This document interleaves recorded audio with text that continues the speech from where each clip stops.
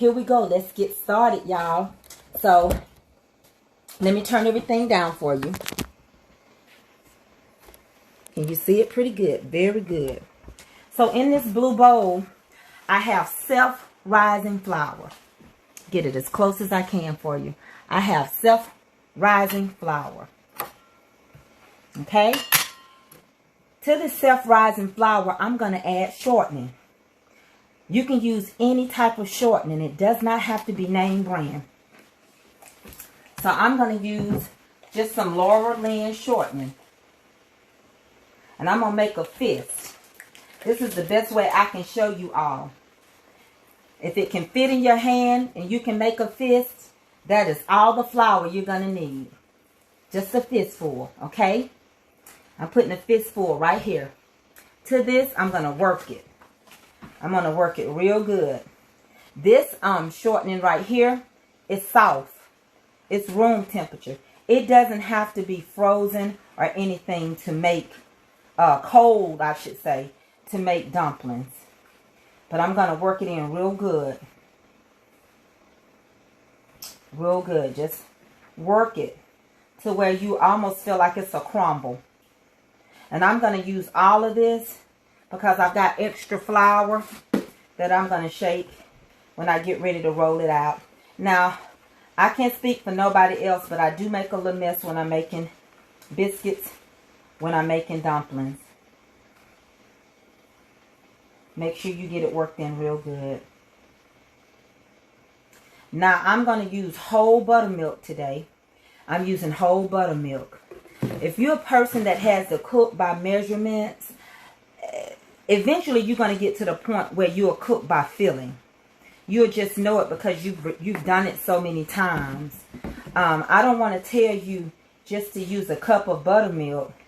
You may not need it. You may not be making that many dumplings. But did you know if you don't use all your dumpling dough and you don't want to go through this, all you have to do is freeze it. I do it all the time. So I want this tight. As tight as I can get it.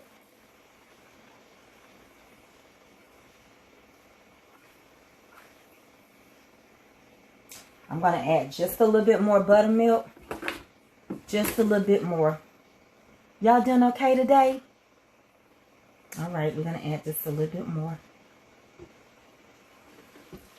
Because I really want them stiff.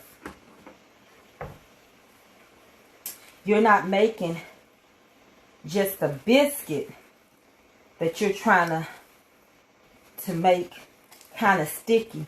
You want this thick, almost like a pastry.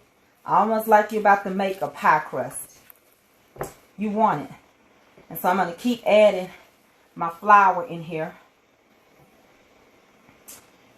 Well, can you overwork it? I don't think you can overwork it for a dumpling. Now, you can overwork it if you were just making a biscuit. But for a dumpling, I think the tighter you get it, the better the dumpling turns out.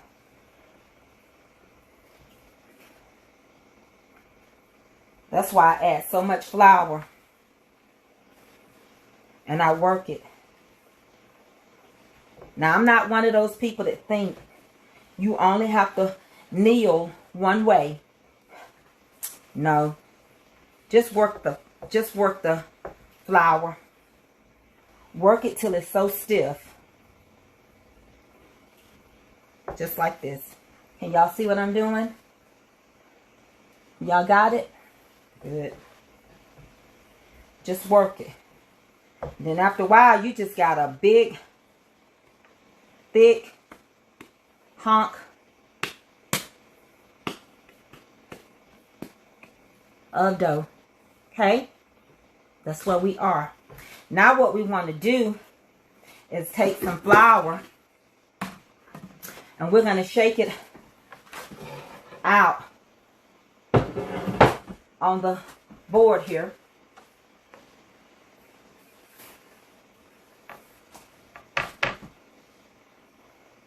I'm going to get my dough, flip it, and I'm going to press it down.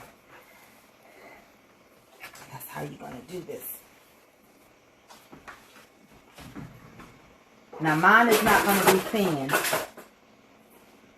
I don't want mine to look like an egg noodle.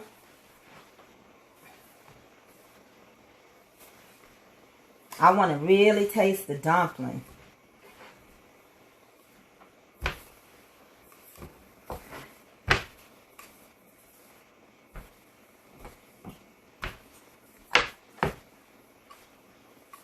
So that's how I'm doing this.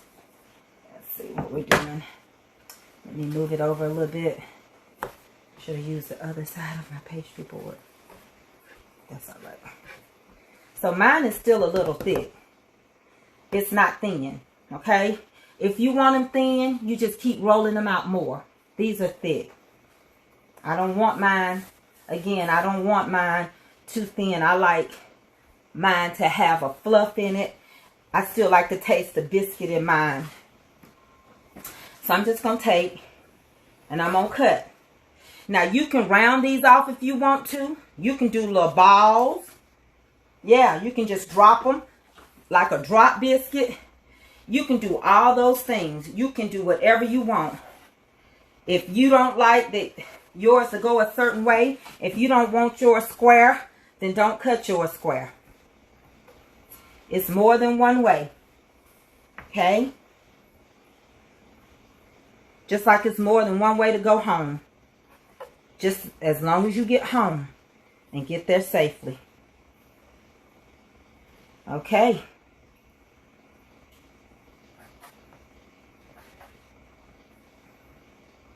So that's how I do it. I'm going to pull this aside. Okay. I'm going to take this away. I'm going to take this side corner away. Oh, I'm going to use them. I'm not throwing that away. I'm just removing it right now. And what I'm going to do is, I'm going to tear these apart. See, this one right here needs to be cut again. So I'm going to tear these apart.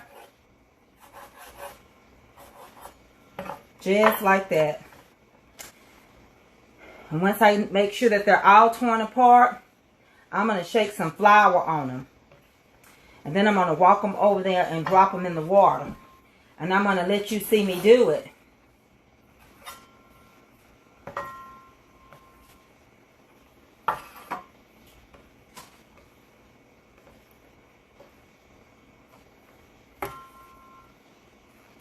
Just taking my time and getting them right, because they're going to have a little fluff in them. I didn't want them too big. They'll overtake the ones that's smaller. So if I see one that's big, I'm just cutting it again. That's all we're doing. You play around with this, and after a while you won't think anything about having to have a measuring tool to measure everything out. So I'm going to work these over. And with these, I'm going to put them in a bowl. Or let me just put them. I tell you what, I'm not going to waste anything else. So I'm just going to add a little flour in here. I'm going to put them in my blue bowl. Toss them around a little bit. And go drop them in the water. So you can see what's going on with the next step.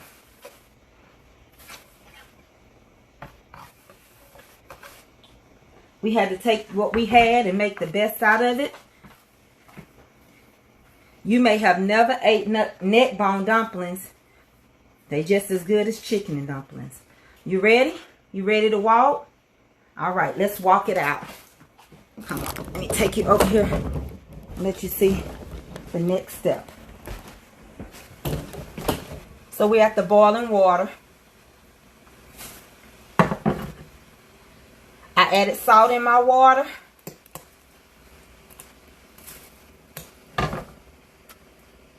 Not a lot, but you do want some flavor in your dumplings. You don't want it to just be a clunk of dough.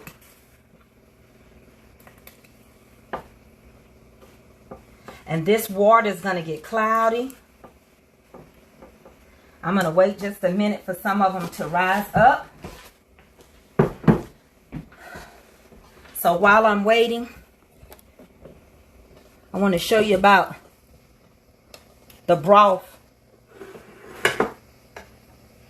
that I'm using. And all that meat All that neck bone meat. That's neck bones. Yeah. It's going to have a rich gravy. To me personally, neck bones and ribs make the best broth. They make the best broth. Okay. So now that I see that they're starting to float, they're starting to rise. I'm going to put this on low, on simmer. I'm going to add the rest of them.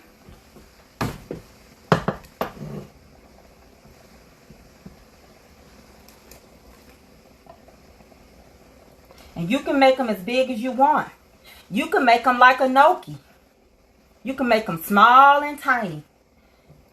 If you have textural issues, you can make them like a gnocchi. That's totally up to you.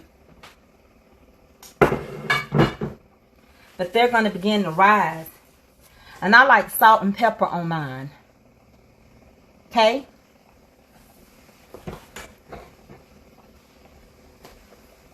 I like salt and pepper. Since the water is salted, I'm just going to add a little pepper in there. Just a little pepper. Watch as they float up to the top.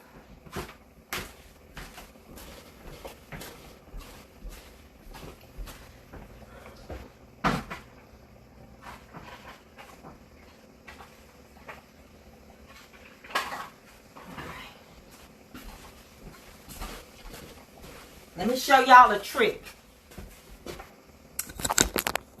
You know how dumplings can be so white and so bland? Sorry about that. If you ever don't want your dumplings to be so white and so bland, but you want them golden and pretty, just drop a little, just a little of yellow food coloring, okay, into your water base. And it'll make your dumplings be golden versus gray and white. Try it. It doesn't hurt you to try it. It only takes a drop. When you put it in, just kind of stir and just drop it and mix it real good. Let me show you. It's just going to give the water base a little yellow golden touch. So let me help you out right here. Let me show you. So I dropped some in there. I'll drop just a little bit so you'll see. Just a little bit more, but not much. 2 drops. So as they cook, they will have a golden, buttery look. And all the seasoning. Let me pour you up on these dumplings. Here we go. Let's roll up on them. There we go. These dumplings have beef broth in them. They've got all my seasonings. I've been letting them kind of just do their own thing while I'm waiting. It's got plenty of meat in there. I took the meat off the bones. I'm going to add a can of cream of celery. I'm using cream of celery. Yes, you can change your creams. You don't always have to just use cream of chicken. Cream of chicken is good, but it doesn't have to always go into everything.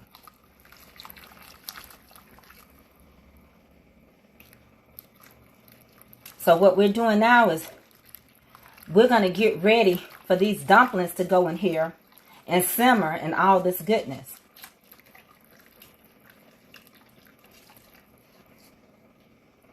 That's what we're doing right now. That's what you want. You want that to be densed. It's cool enough for me to show you one more step about it. You want it densed, but when you start to pull it apart, it's opening up and starting to look like a biscuit a little bit. Oops, I picked that up. Hold on. So as you open it up, it'll start to resemble that biscuit in there. That's what you made it out of. Here is the outcome of the neck bone dumplings. Full of meat. Hearty, rich, and delicious. And every bite you have some neck bone meat. Never be afraid to try something different. You can do neck bones, and you can do chicken and dumplings and neck bone and dumplings. You can do tomato and dumplings, ham and dumplings, apples and dumplings, blackberries and dumplings, squirrel and dumplings, rabbit and dumplings, whatever. Just learn how to make your dumplings. Thank you for watching Mama's Comfort Cooking, where we cook with the heart and the soul in mind. I love y'all. Yes, I do. Thank y'all.